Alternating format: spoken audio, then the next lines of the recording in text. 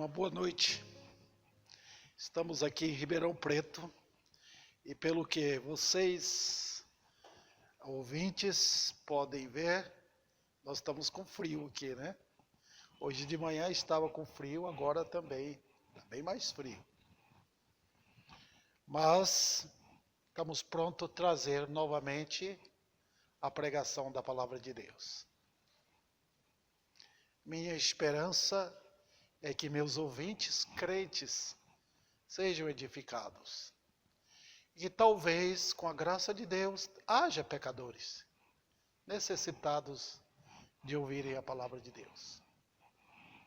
Nesta noite eu quero pregar em Oséias, o capítulo 2, os versículos 19 e 20. Então eu peço que você que está ouvindo, abra sua Bíblia nesse primeiro livro dos profetas menores e eu vou fazer a leitura. Desposar-te-ei comigo para sempre, desposar-te-ei comigo em justiça e em juízo, em benignidade e em misericórdia. Desposar-te-ei comigo em fidelidade e conhecerás ao Senhor. Que o Senhor venha aplicar sua palavra aos nossos corações.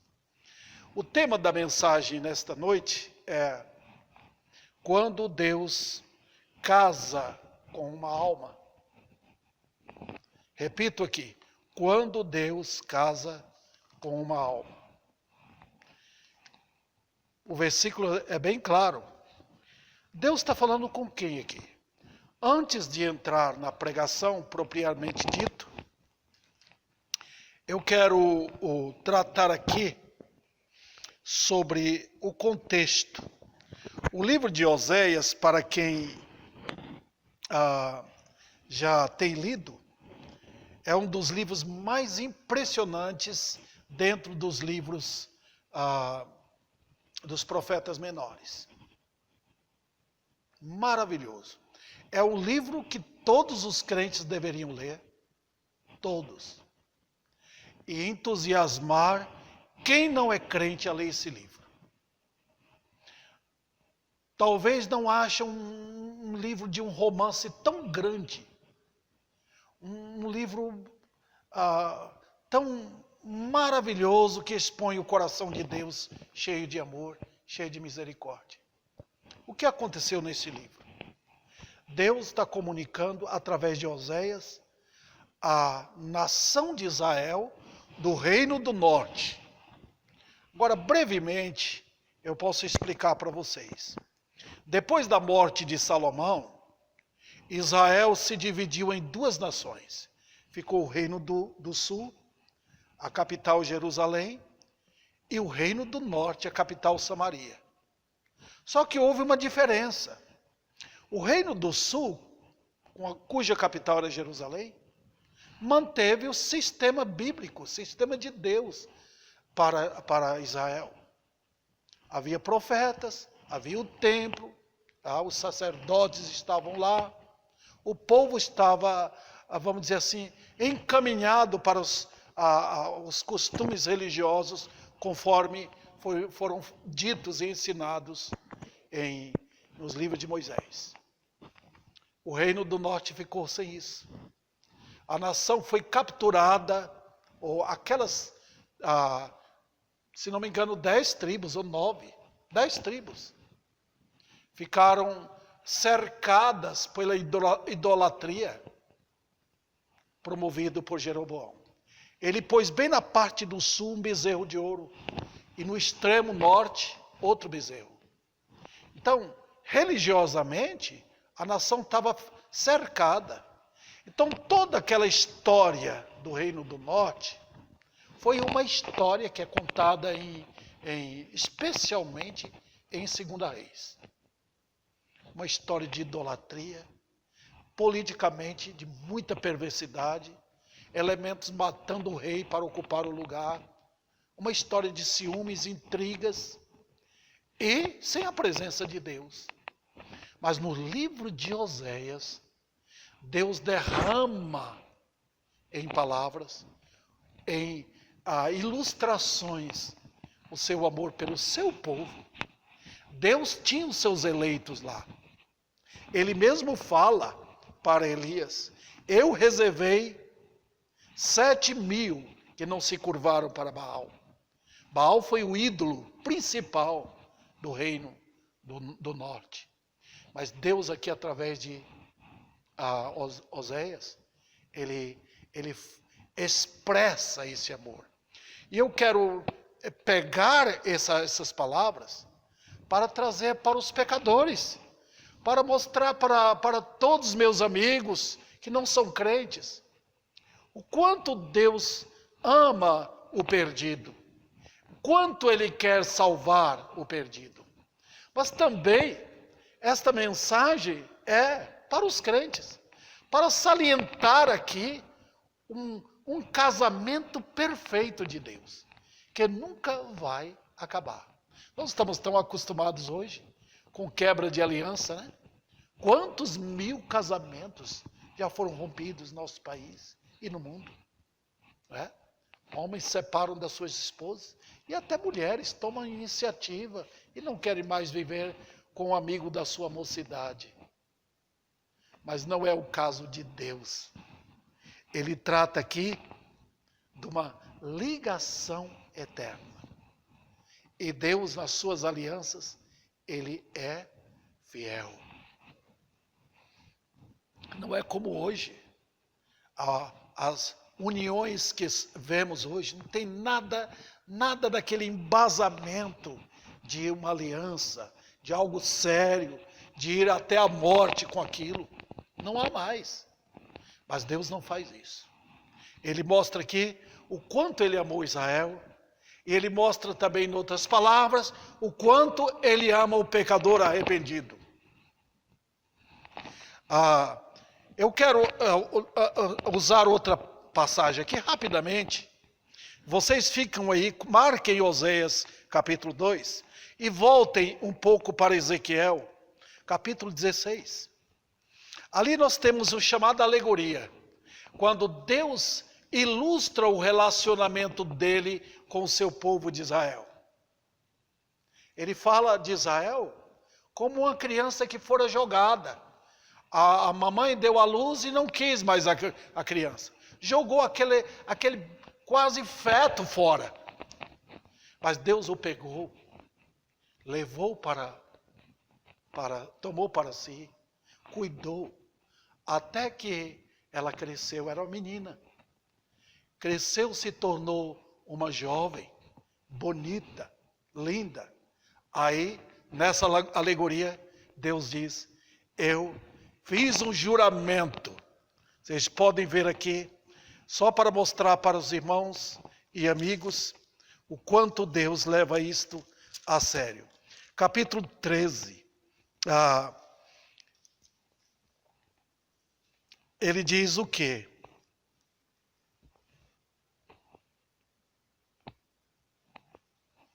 Ele diz, versículo 10, também te vesti de roupas bordadas.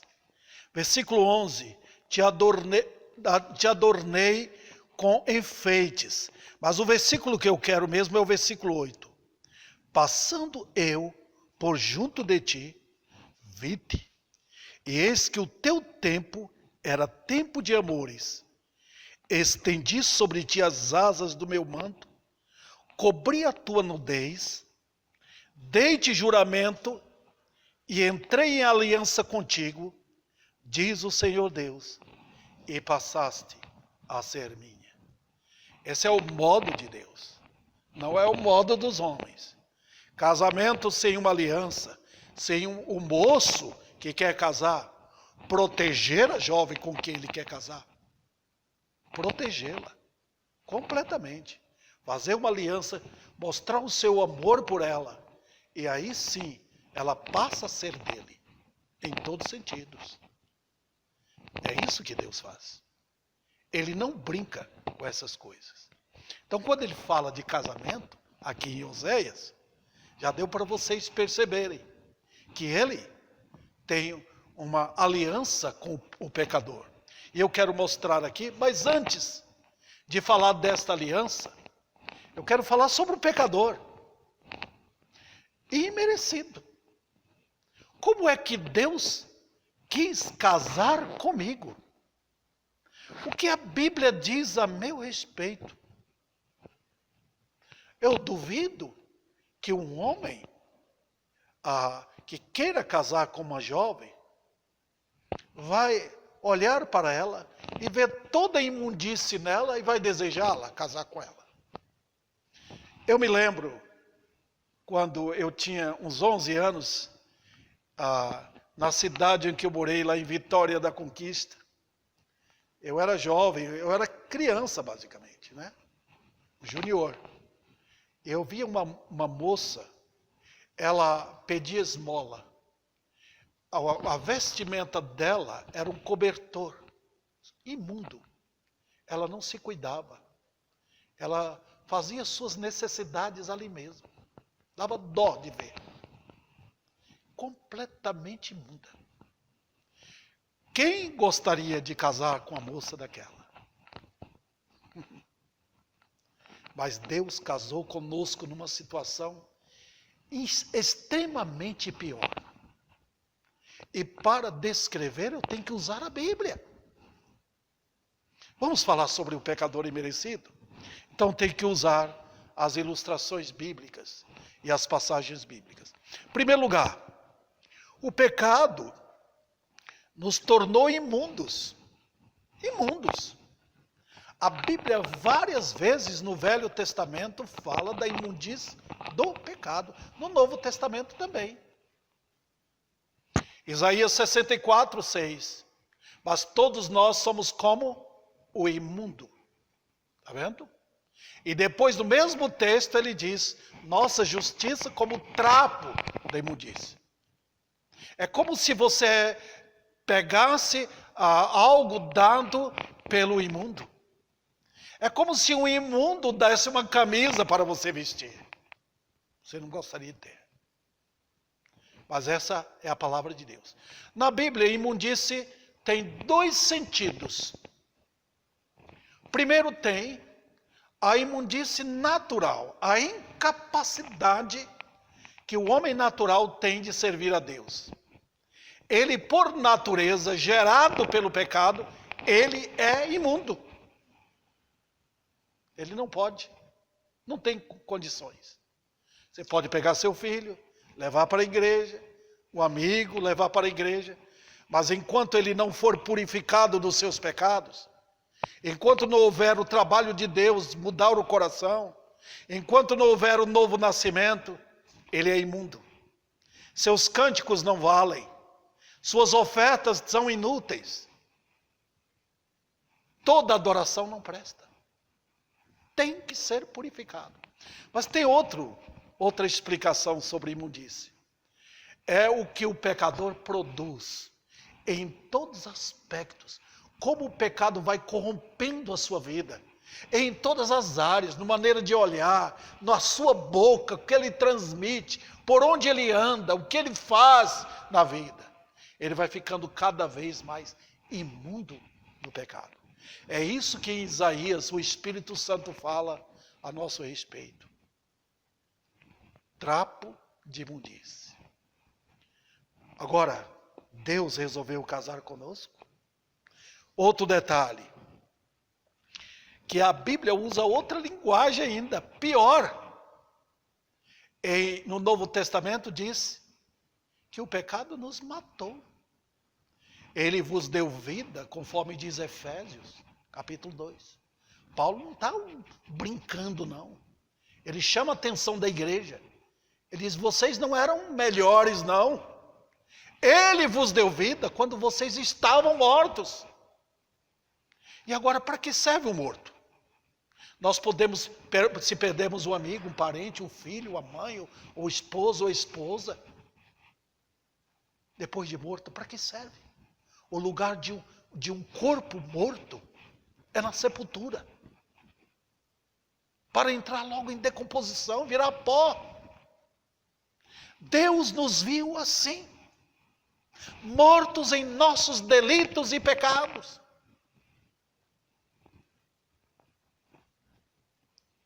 Outro detalhe.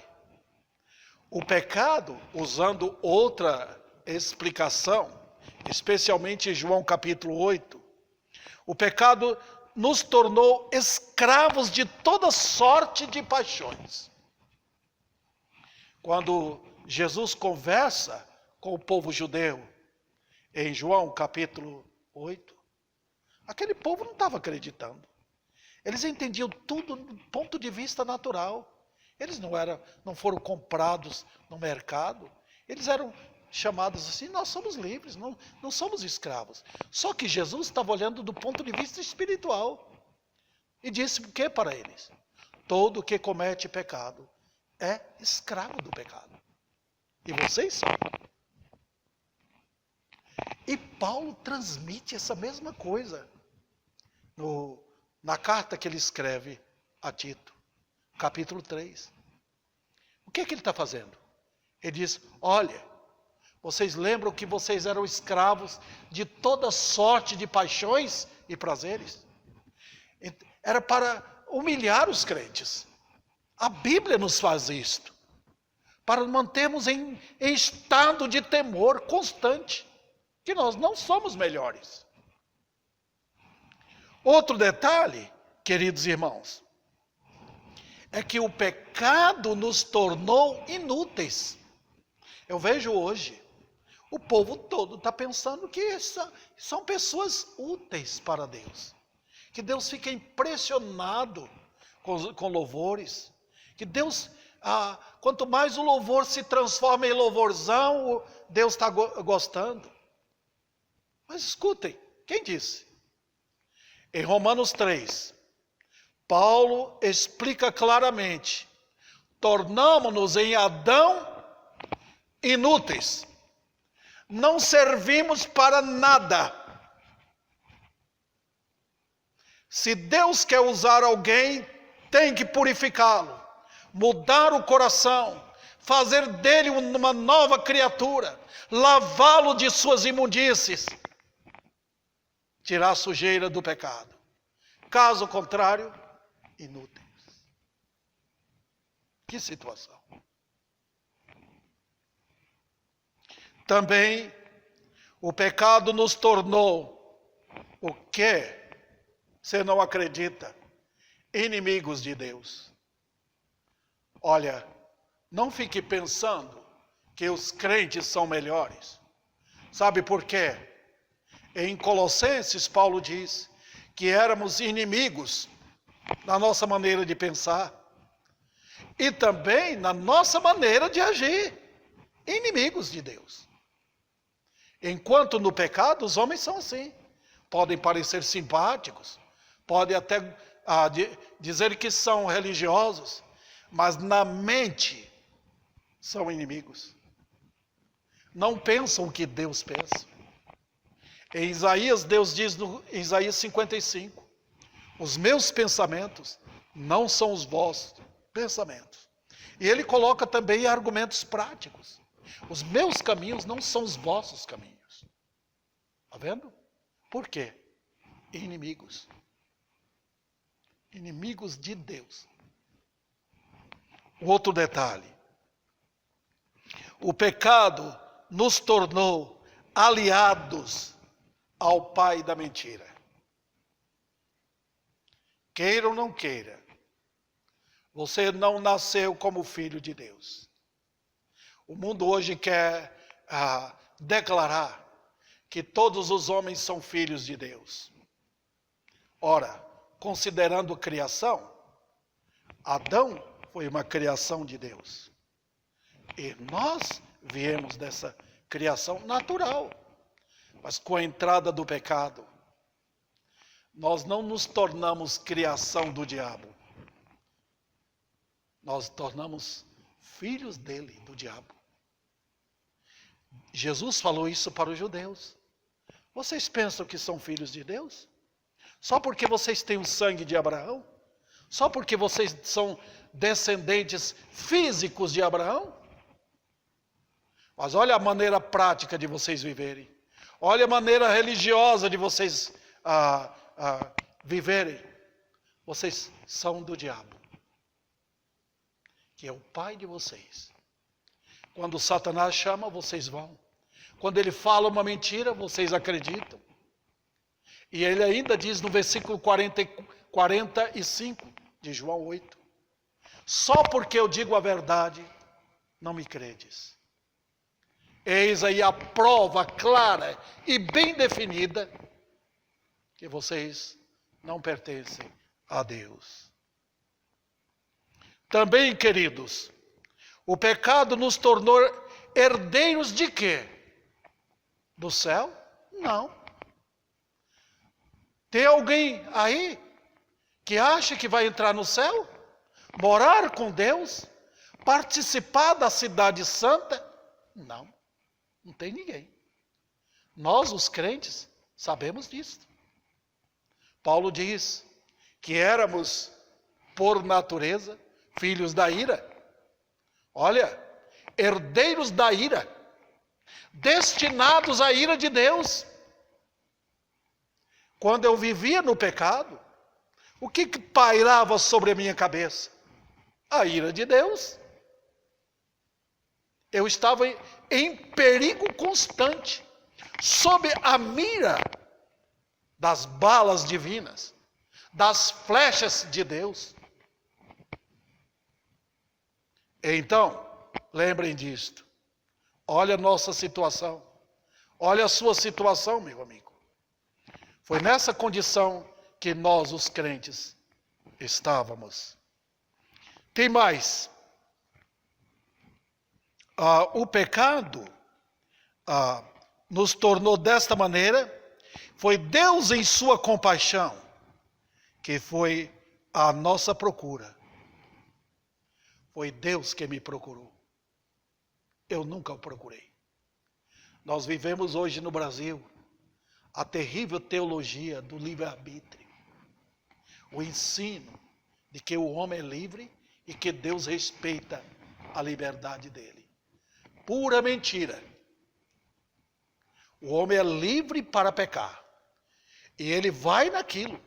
Ele é igual peixe dentro d'água. Tira o peixe, ele vai morrendo de se tirar de dentro d'água. O homem no pecado, ele é tão livre no pecado, ele se sente tão bem no pecado, ele respira o pecado como o peixe respira dentro d'água. Mas para ir para Deus, não. Toda a liberdade do homem no pecado é para descer, nunca para subir. Quando Deus salva o pecador, Ele dá liberdade para subir. É isso que Ele fala. Os que confiam no Senhor sobem com asas de águia. Mas se você não é crente, sua tendência é só pecar. Só gostar daquilo. E nem quer saber do céu. O céu não serve. A prova é que você não gosta das coisas de Deus. Você não ama a palavra. Você não ama o ambiente cristão onde prega a verdade. Você não ama adorar a Deus. Sua boca não é... Como é que você vai desejar isso e ir para o céu, meu querido? É Deus que em sua compaixão busca. É Deus que nos viu nesta miséria. Eu usei aquela ilustração daquela pobre mulher lá em Vitória da Conquista, andando nas ruas, pedindo esmola, suja. Deus nos viu assim, nessa extrema condição de miséria, e teve compaixão de nós. Olha o que Ele fez. Você tem Bíblia? A Bíblia inteira, de Gênesis a Apocalipse, mostra a grandeza, a enormidade, o oceano da compaixão de Deus por nós. E então, ele diz o quê? Lembra da alegoria lá em Ezequiel? Como ele mostra naquele versículo que eu apresentei para vocês. A condição daquela menina que ele achou. Ele encontrou, compassivamente a tomou, levou para sua casa, cuidou dela, até que ela ficou pronta para o casamento. É assim que Deus faz com o pecador arrependido. Quando o pecador está na miséria, quando o pecador chega em confissão, ele então declara o seu amor. Assim como ele declarou o amor dele para Israel. Vamos ver então o juramento que ele faz. Primeiro, ele faz um juramento de uma união eterna. Voltemos nossos olhos para o capítulo 2, versículo 19. Desposar-te-ei contigo para sempre. Que lição nós temos aqui? Ele decidiu, em sua graça, amar o pecador e casar com o pecador para sempre. Ele repete-se isso na Bíblia. Não é só no Novo Testamento. Ele diz em Isaías: a minha salvação dura para sempre. Nenhum crente perde a salvação. Nenhum crente em Cristo há de ir para o inferno. Deus, o Filho, fez questão de vir trancar a porta do inferno para que os santos não caiam lá. Ele diz repetidas vezes no Novo Testamento: eu lhes dou a vida eterna. Quando ele fala acerca das suas ovelhas. Salvo, por quanto tempo? Salvo para sempre. Não é uma salvação de alguns dias. Quando eu casei com minha esposa, nós fizemos aliança, tanto ela quanto eu, para vivermos juntos, não para sempre, até a morte. A morte vai nos separar. Ela foi legalizada para fazer esse trabalho, de me separar da minha esposa, por ocasião da minha morte. Mas nota, com Deus não. Quando ele casa com o pecador, quando ele une-se com o pecador, ele diz: eu te amei e vou te amar. É para sempre, meu amigo. Mesmo você sem merecer, ele te diz: eu te amei. Eu vim ao mundo por ti. Dei minha vida por ti. Eu te busquei. Tu és meu. Ninguém te tomará de mim. Ninguém.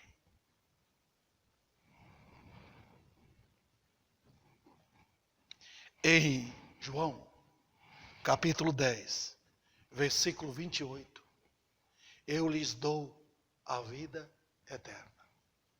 Jamais perecerão eternamente. Também, em segundo lugar, vai contando ali o juramento de Deus aqui.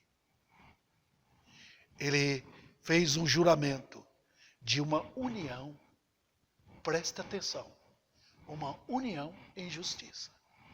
Veja o que diz o versículo: desposar-te-ei comigo em justiça. Que lição é esta? Memorável. Olha que coisa. Deus fez o seguinte, parece até incompreensível. Como é que Deus vai se associar com imundos como eu?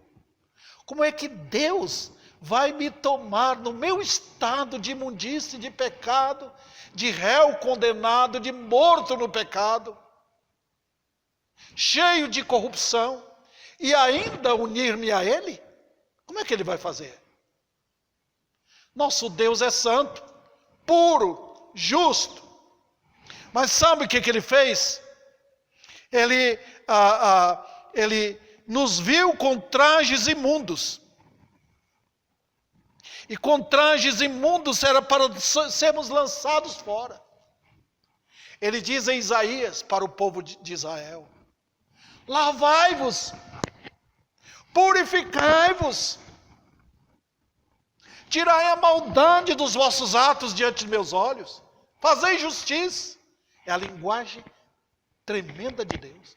Ele não ama a injustiça, ele odeia a injustiça. Ele diz em Isaías, para aquele povo, que aquele povo da cabeça aos pés estavam cheios de feridas. Por quê? Porque naqueles dias, Israel estava pensando que podia dominar Deus, que podia manipular Deus, que podia chegar e comprar Deus, indo lá, oferecendo sacrifício, dando ofertas, cantando louvores. Não é isso que fazem hoje? Como é que Deus vai aceitar o pecador assim? Eu já tenho a resposta. A resposta vem desde o princípio. Em Isaías, ele repete: a minha salvação é minha justiça, e a minha justiça promove paz. Como é que com meus pecados eu posso me relacionar com Deus? Viver com Ele, andar com Ele, ser herdeiro do céu, cheio de pecado? A resposta é simples. Cristo veio e pagou o que eu não podia pagar. O meu Senhor, ele é chamado na Bíblia, esse Senhor que casa com o pecador, ele é chamado várias vezes no livro de Isaías. Meu servo, o justo. O justo. O único homem que entrou na terra com perfeita justiça foi Jesus. Por quê? Ele foi até a cruz para, com sua justiça, comprar-nos para si. Ele pagou o preço que o pecador não podia pagar, para depois nos vestir da sua própria justiça, para que nós nos tornasse aceitáveis perante Deus. Vamos imaginar que um moço, cheio de amor, queira casar com uma moça daquele jeito, suja, imunda. Então ele prepara ela. Você vai se lavar, purificar, e não vai haver o matrimônio. Você vai apresentar-se perante mim, linda, bem vestida, com trajes brancos. Olha o que Deus fez. Ele preparou, ele mandou seu filho, para que agora, com todos os recursos provenientes da graça, ele nos tomasse, purificasse e nos apresentasse inocentes, sem culpa alguma. Pela manhã, eu preguei uma parte da mensagem sobre a justiça de Deus. Esse é um dos assuntos mais lindos da Bíblia. E poucos são os crentes que entendem. Porque a natureza nossa, lá dentro, sem sequer a gente pensar por fora, nós estudamos justiça e achamos justiça em nós. Nós sempre achamos que temos alguma coisa de valor. Mas Deus enviou o seu Filho. E eu preguei nesta manhã exatamente sobre isso. Aquele que não conheceu o pecado, Deus o fez pecado por nós, para que nele fôssemos feitos o quê? Justiça de Deus.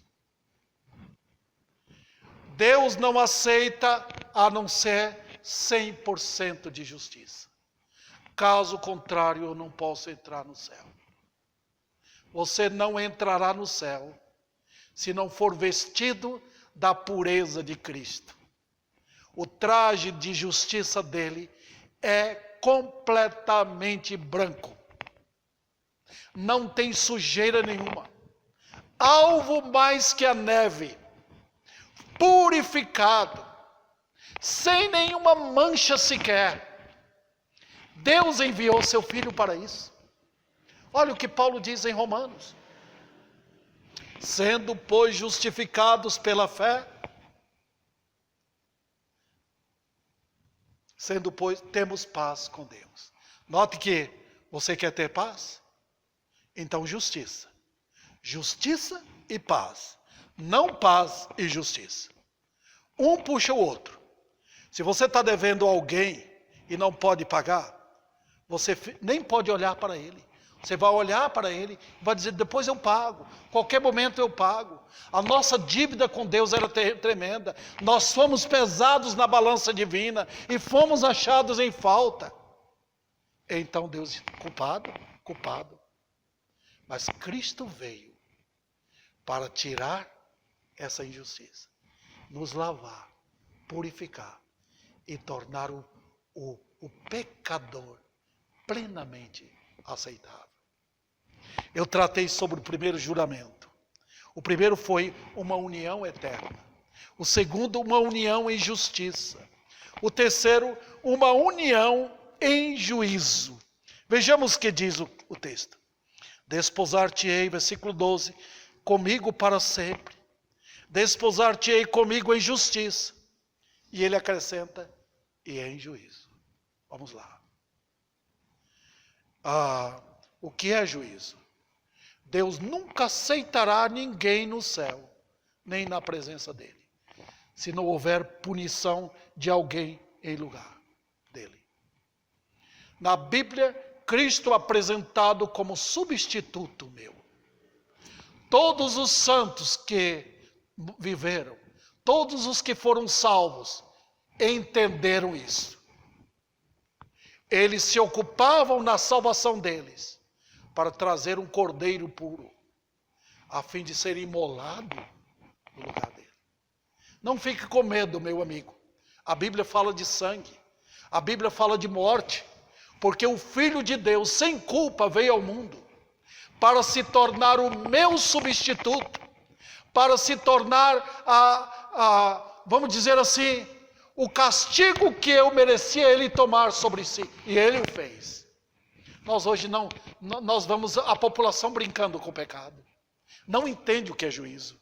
Então qualquer pessoa hoje que comete um crime é tratado sem punição. E nós vemos essas atividades impunitivas dentro de nossas casas. Os pais não tratam as crianças mais, tratando com suas maldades, punindo.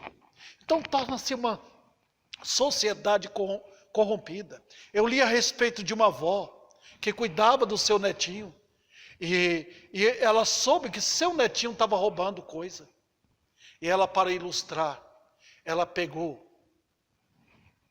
um alfinete, uma agulha, esquentou a agulha bem e foi na sua própria mão e atravessou de um lado para outro para mostrar ao seu neto o terror de que é o não furtarás. Deus leva isso a sério. A santidade divina não pode suportar nem sequer o mínimo do pecado.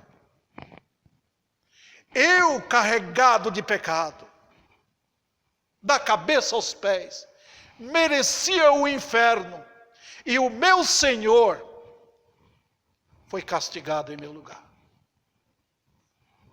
Ora, você entendeu isso? Eu não posso oferecer um evangelho fácil, salvação gratuita para você. Olha, pode aceitar, como se eu estivesse jogando dinheiro, presente. Deus não faz isso.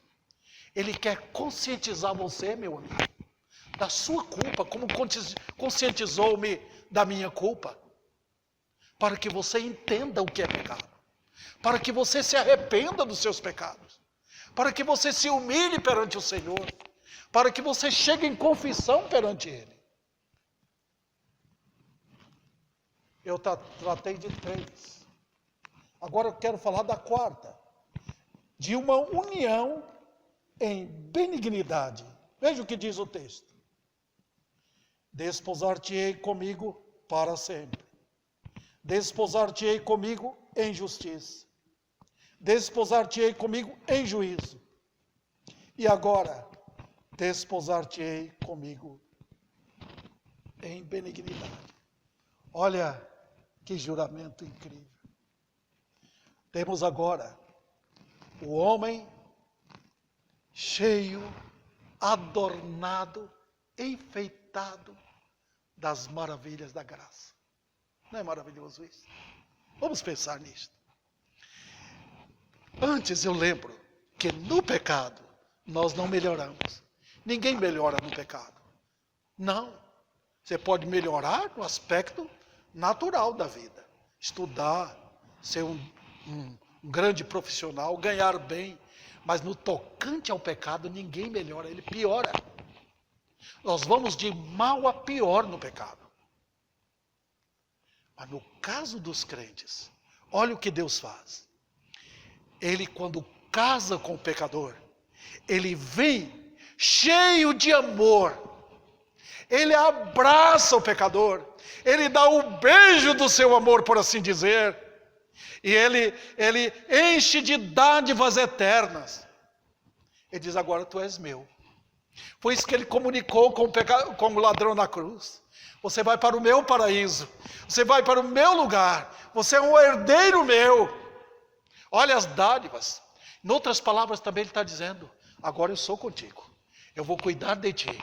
Eu vou te proteger. Ninguém vai tirar você da minha mão. Ninguém vai te seduzir mais. Eu te comprei. Eu dei minha vida por ti. Cheio de benignidade. E é assim, queridos, que ele faz com os salvos. E é completamente diferente do trato dele com os perdidos. Com os homens do mundo. Com os pecadores do mundo. Deus estende a sua criação cheia de dádivas dele. Você vê comida, fruta, tudo à disposição do pecador para ele trabalhar e adquirir aquilo. Tudo de dádiva de Deus. Você tem ar para respirar, o sol para ser sua lâmpada de dia, a noite para descansar. Você tem tudo isso. Isso é que Deus dá no reino dele. E todos, conforme diz o Salmo 104, todos bebem desta mesa. Mas no caso dos crentes, é coisa especial. Ele ama, ele cuida, ele protege, ele consola, ele conforta. Ele vai adornando de beleza espiritual o crente. É um caso completamente particular desse amor. Ele toma os salvos para tratá-los com disciplina também. Coisa maravilhosa. Às vezes ninguém entende. Deus deixa o ímpio de lado. Nem mexe com ele muitas vezes. Nem trata com juízo. Espera o tempo certo. Mas com os crentes, dia após dia, vocês estão vindo numa jornada. Às vezes ele trata com rigor, com dificuldade, mas ele está preparando o salvo para levar para o céu. Tirando tudo que não presta que nós trouxemos do pecado. Então, queridos, tem muitas coisas que os crentes precisam ser removidas deles, do velho homem. E Deus está fazendo isso. E Ele fará contigo. Ele vai tratar você assim.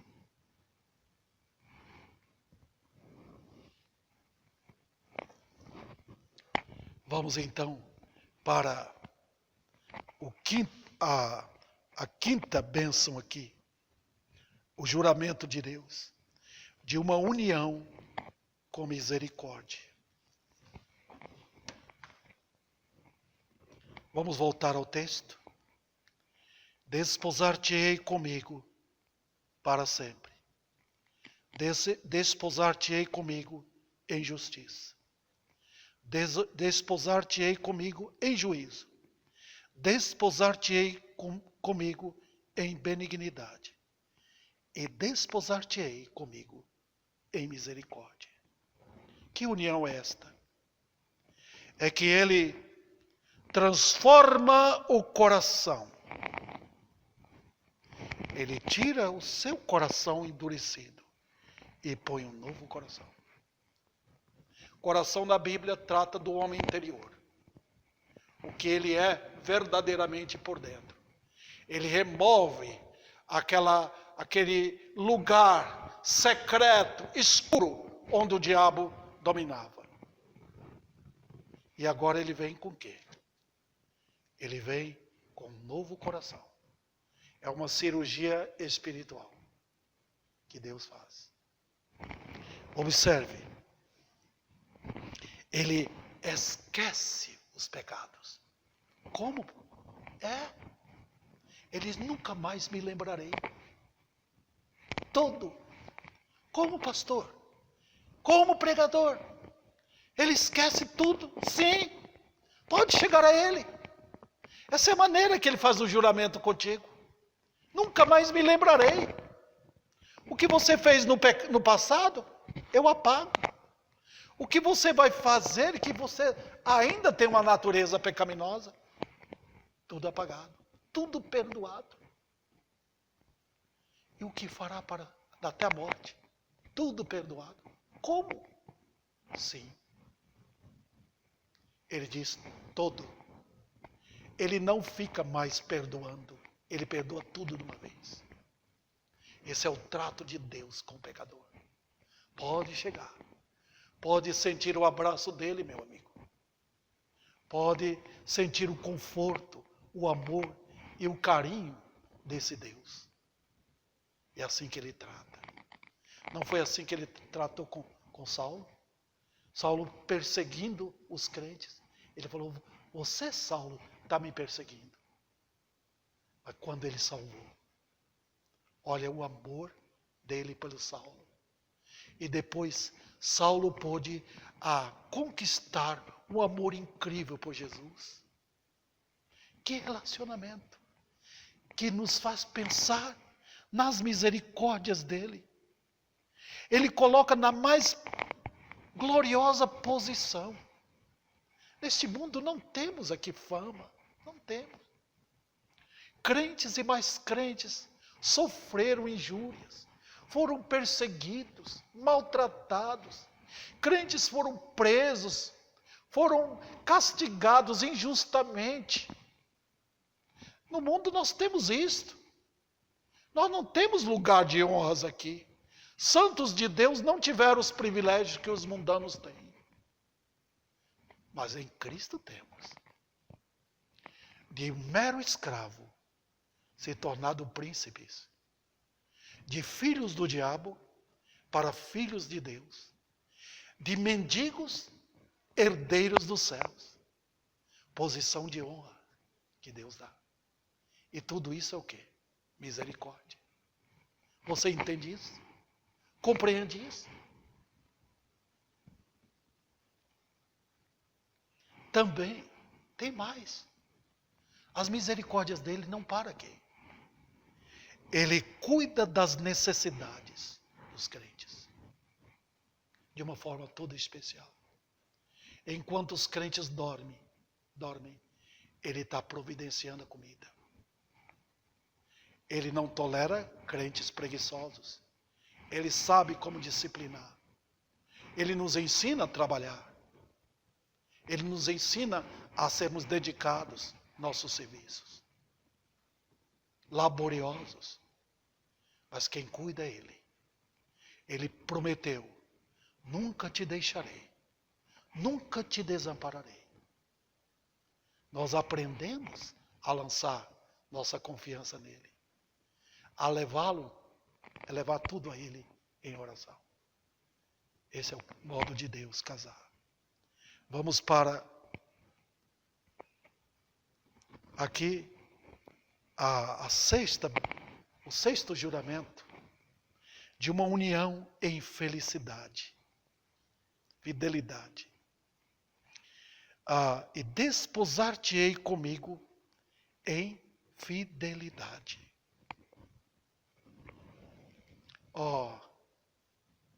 Aqui no mundo tudo passa, tudo vai embora. A gente se alegra vendo o que temos, mas com o passar do tempo, tudo isso vai embora. Mas com Deus não. O pecador que se une a Ele, e quando ele casa com o pecador, ele mantém-se fiel. Quantos homens são infiéis? Quantos homens vão embora?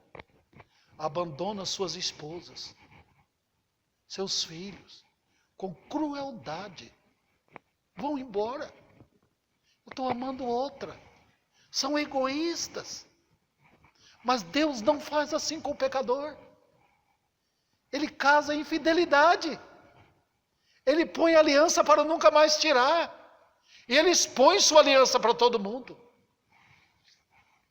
E ele protege. Quando Abraão e Sara foram peregrinar na terra prometida, o Senhor foi adiante, falando para os reis: não toquem neles, são meus.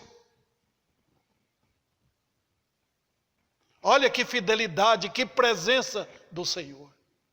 E sabe de uma coisa, os verdadeiros crentes aprendem cada dia, cada momento dessa fidelidade de Deus. Como Ele é maravilhoso, como Ele sempre está presente. Nós vamos aprendendo na comunhão com Ele que Ele está perto.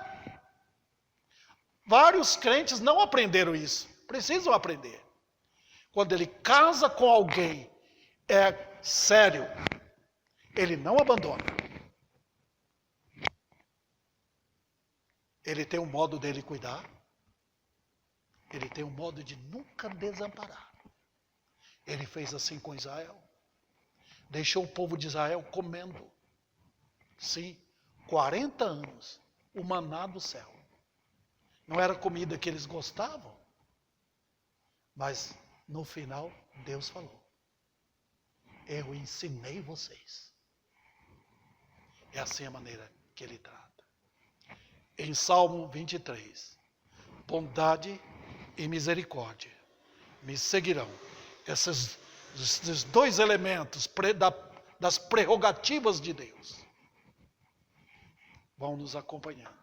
Bondade e misericórdia. Ele não muda. Ele é para sempre o mesmo.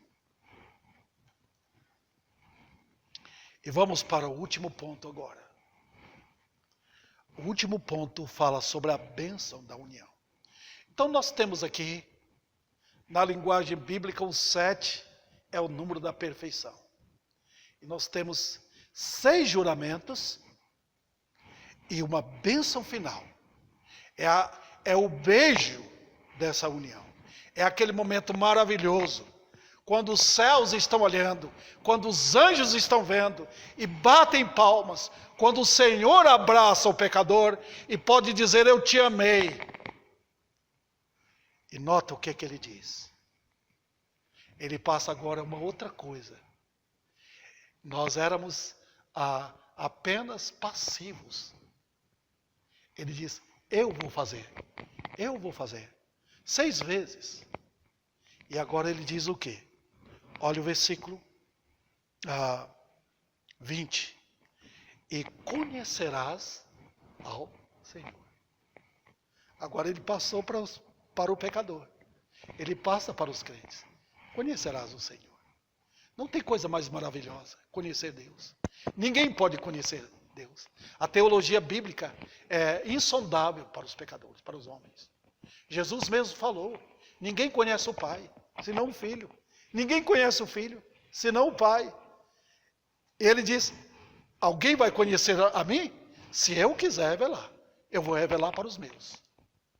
E ele faz isso com os pecadores. Ele abre a porta do conhecimento dele. E tem coisa melhor do que isso? Vamos ver aqui.